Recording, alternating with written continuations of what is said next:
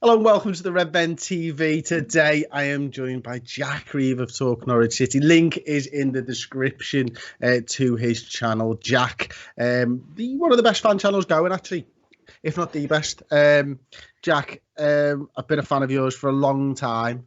We've done these videos for a few years now, these collabs, mate. We're not going to get to do one, I don't think, again. And I'm sorry to say that. For maybe a couple of years, Jack, with you being relegated and all. But so that's why I really wanted to speak to you about Jamal Lewis. Well, thanks for the kind words, first of all. I haven't paid Chris or anything to say that, so that's very kind. I did wonder when I texted you earlier on and said, oh, it looks like Jamal might be heading your way, you were very quick to respond and say, do you want to come on the channel? Now, I was pretty sure it wasn't because you were desperately short of content and more because you might not speak to me for a while. So, yeah, good to be on the channel. I'm slightly more optimistic about Norwich's chances next season than you are. But, I walk about life with sort of yellow and green tinted glasses on. So I've been known to be wrong before, and I'm sure I'll be wrong again.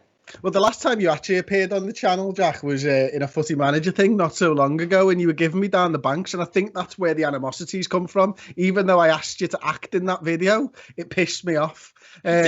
No, it didn't. You're too nice a person. Even when I asked you to be nasty, you couldn't be. No, you were nice at the same time. It was pretty impressive. You should have seen what Louis Beneventi did. Yeah, I can imagine Louis probably slightly better at saying nasty things than I am. I couldn't do it, Chris. I mean, I tried my very best to be nasty to you, but it's not natural. It definitely came across that way, but it worked well.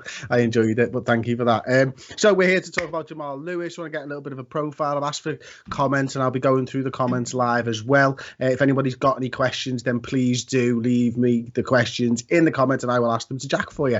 So we'll start off. Jamal Lewis, good season, bad season? Yeah, I think he's one of the players who can probably hold his head up high, considering how poor Norwich had been this season. I mean, it was our record low points total in the Premier League, 21 points, 5 wins all season, a ridiculous amount of goals shipped. It wasn't pretty reading for Norwich, but I don't think, as crazy as it sounds, I don't think the defence, and certainly not our goalkeeper Tim Krul, who was our player of the season, can take much blame for that. Our wing-backs play in a very similar system to what Liverpool's do, and I think that's probably why this link's been made. They play really high up the pitch. Liverpool can get away with it because they've got arguably the best squad in the world. Norwich can't. I mean, we came up and spent £750,000 going into a Premier League season. That's never going to work, yet we still had the same tactics and squad as what we did in the Championship. Jamal Lewis and Max Aarons were the two big reasons that we won the Championship the season before. Jamal got into the EFL Team of the Year. It was only his second senior season, so he was fantastic. He struggled a little bit with injury this season. There was a point in which he was dropped out of the team for Sam Byram, but as soon as Lewis got back to fitness, he was brought back into the squad. So it's been a relatively good season for Jamal. I think he would have learnt a lot from it, and it's going to be fascinating to see the next steps he takes. Dan J's in the comments saying, will Norwich actually let Lewis go for no more than 10 million quid? It does seem low for him. He's 22 years old, Northern Ireland international now. Couple of goals, 28 appearances in the Prem, I think it was this season. Yeah, I think the key thing to see here, Chris, is that £10 million kind of price tag has come from what Liverpool are willing to pay or value at him. There's no chance that Norwich let him go for £10 million.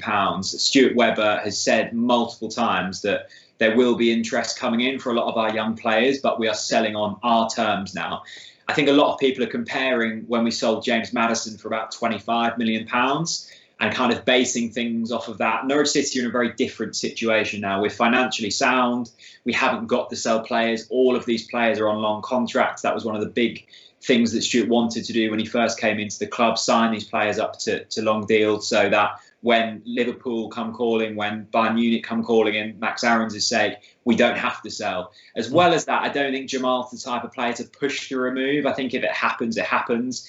He won't be, asking for transfer requests or anything like that. So I think £10 million is a little low. However, I think the argument from Liverpool fans and from other fans would be, well, he was part of a squad that got relegated, shipped a lot of goals, and has only got a season of Premier League experience under his belt. So I can see both sides of the argument.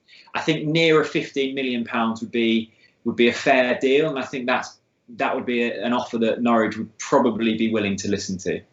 Dave LFC Chat, a good friend of mine, says in the comments, would Norwich take Larouci in cash for Lewis? Because you're interested in Yasser Larouci as well, aren't you? Yeah, I must admit I don't know too much about this chap, so you'll have to educate me slightly on him. But I'm sure that they'd be flexible with the manner in which they negotiate. We had a thin squad this season. Another reason why I think this link's been made is we've already purchased a backup left back in Sam McCallum. He's a youngster from Coventry. Of course, the last young player we got from Coventry was James Maddison. So there's definite faith there that he'll work out. We've got Sam Barham as well. There is backup in that left back area. If we were to sell Jamal, I don't know too much about Larouci, so you'll have to tell me about. Larouci's. I think he's 19 now, and he's a bit of a converted left winger. I think he probably fancies himself more as a left winger than a left back, to be honest with you. Still, he's looking to move for game time really from Liverpool. Doesn't see a way into the side or a permanent. Right now, he's one of those players where you watch him and you go, "Fucking, he's raw." But there's something there, and he's fast and he's physical and everything. But that just brings me back onto Jamal. Mohammed's got a really good question here. What is Lewis's physicality like in terms of stamina and injury record? Could he emulate Robertson, who famously, Jack, doesn't really get injured, who's also known for relentless running from start to end of the 90 minutes? Yeah, Jamal's. I mean, he represented, I think, England in athletics as a youngster. He's a very good athlete. He came through the ranks at Luton and was going to become a sprinter, I think, for a little while, and then took up football as his main sport. But he is a real athlete. That's what Daniel Farke wants from his fullbacks. He's the same as Max, as I said earlier on, very much operating in a system where it relies on the wing backs to get forwards. And the main issue we've had this season is we haven't had a fit pair of centre backs next to them to cover when they are high up the pitch. So yeah, Jamal's is brilliant. One of his main assets, and looking at the statistics of this season, is his ball carrying. Now, that hasn't necessarily transferred into assists and to, successful crosses. That's an area of his game he really needs to work on. You could also say we haven't really had the attacking presence since Pukki went off the boil. So I wouldn't want to look into that too much. But in terms of his ball carrying, his attempted dribbles, they're right up there. Okay, another question then coming in thick and fast here now, actually. Is it fair to say that Lewis is a bit suspect defensively, said Johnson Kanjurathingal? I think it would be harsh to say suspect. I think, as I've said a lot of times, he's been thrown under the bus slightly by Daniel Farke this season, and Jamal and Max have both gone on record and said that when they have maybe leaked a few more goals than they would have liked, Daniel hasn't at any point had a go at them because he wants them to be high up the pitch. I think his defensive positioning needs work. Is better than Max Aaron's if you look at the stats and the data from this season. So I think in terms of defensively, he's probably a better player than Max Aaron's, although he's a couple of years older. So you'd expect that. Aerially, he's won more headers in the air. I think that's an area of his game that he really needs to work on as well.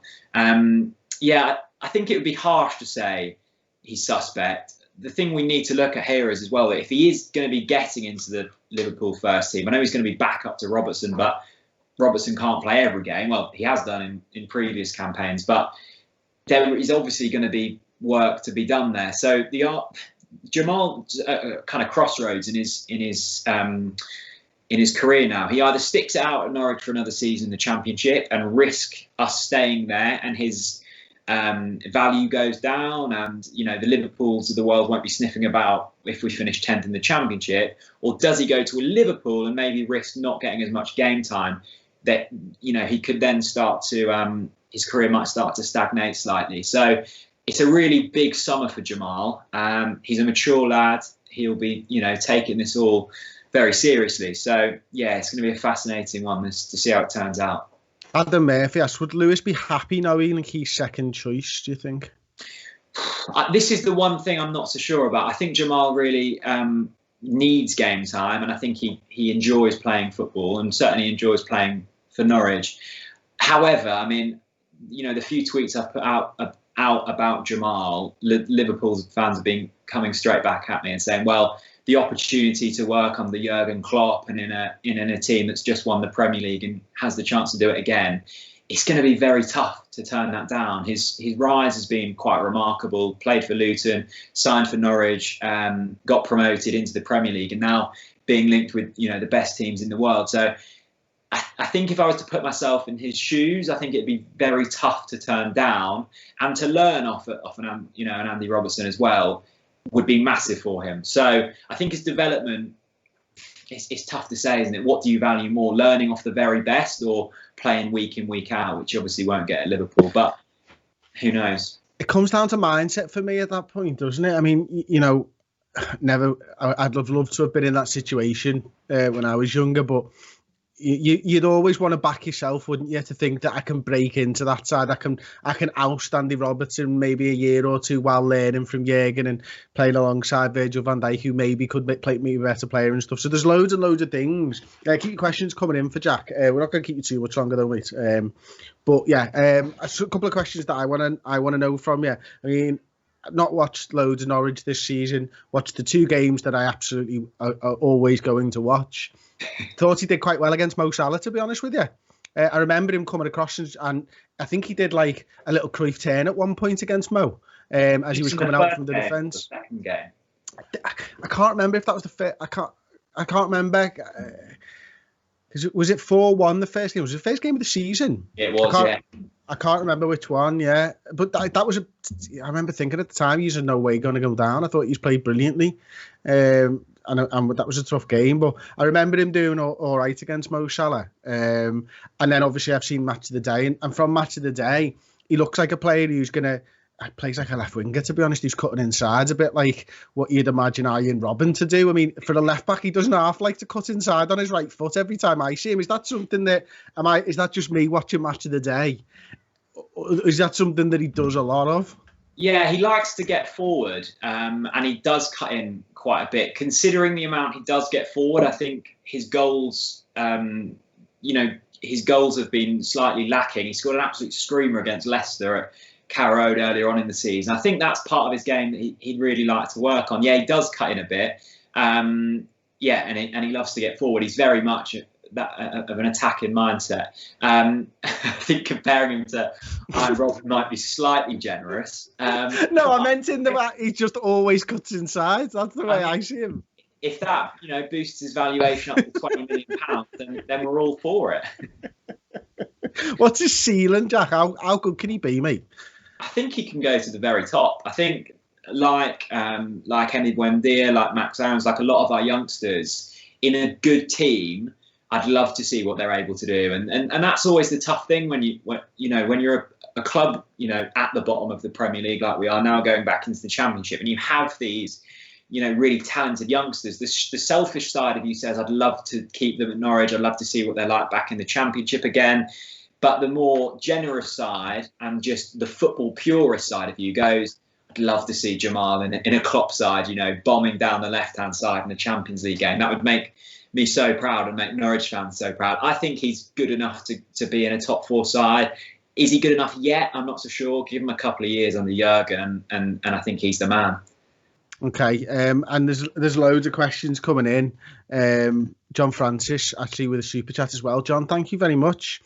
But Chris, can the lad cross? Well, if you're looking at data, which I know you like, Chris, I don't think he can. But none of our players have been able to this season. And we don't play a system which, favours crosses being thrown into the box. We had Timu Pukki up front on his own for the whole season. He's not the tallest. I think he scored 1 header out of his 43 Norwich goals. So crossing has never been a big part of Norwich's game. He said in an interview with The Athletic that he's been told to drill crosses rather than float them into the box, which might be part of the reason why there haven't been as many kind of crosses connecting with Norwich players. So no, I don't think he can cross, but his game has developed a lot since since he made his debut against Birmingham a few seasons ago. So if he's put into a system in which requires him to cross the ball, then he's very much able to adapt. Okay, that's brilliant, mate. Listen, loads of comments coming in still. Thank you very much. TD Schiff, seen your comments. Love that. Thank you very much.